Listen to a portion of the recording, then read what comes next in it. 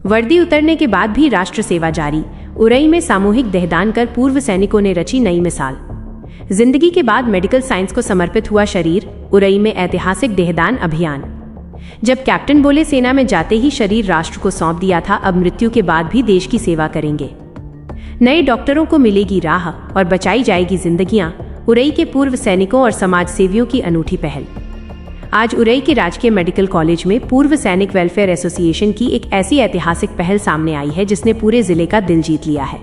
राष्ट्र सेवा की एक नई मिसाल पेश करते हुए बड़ी संख्या में पूर्व सैनिकों और समाज सेवियों ने स्वेच्छा से अपने शरीर दान करने का संकल्प लिया है।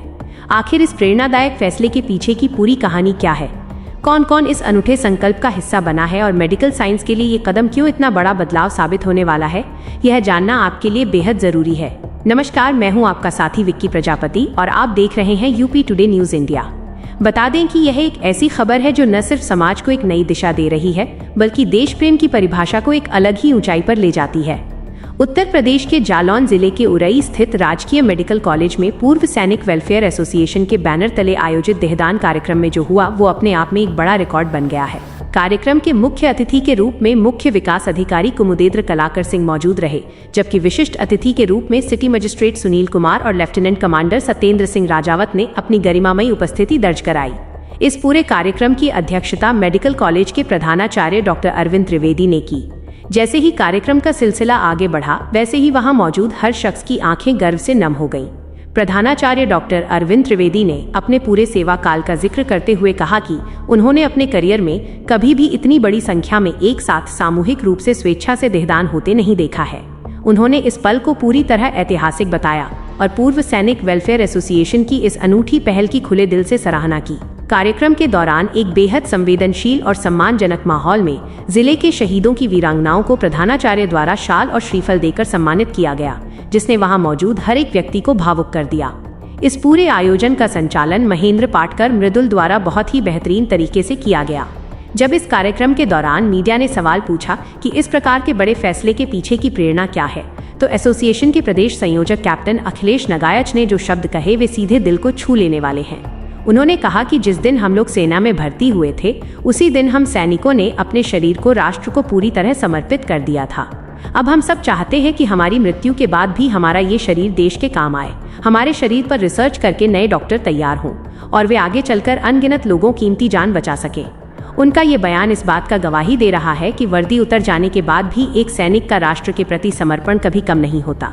अब इस अहम जानकारी के अगले पड़ाव पर आते हैं और जानते हैं कि इस ऐतिहासिक मुहिम में किन किन रणबांकुरों और समाज सेवियों ने आगे बढ़कर अपने शरीर दान करने का संकल्प लिया है।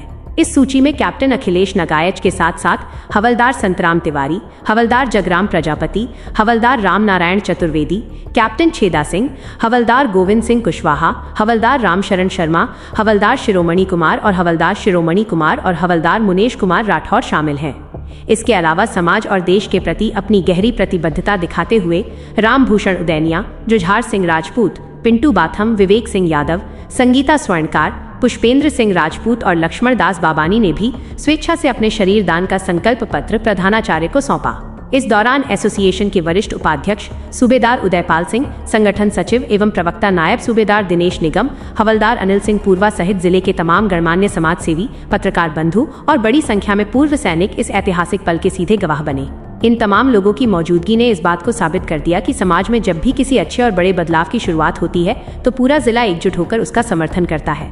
अब अगली अपडेट में हम आपको बताएंगे कि मेडिकल कॉलेज में इन देहदान किए गए शरीरों से किस तरह मेडिकल रिसर्च को बढ़ावा मिलेगा और आने वाले दिनों में प्रशासन इस तरह के अभियानों को और कितना विस्तार देने जा रहा है।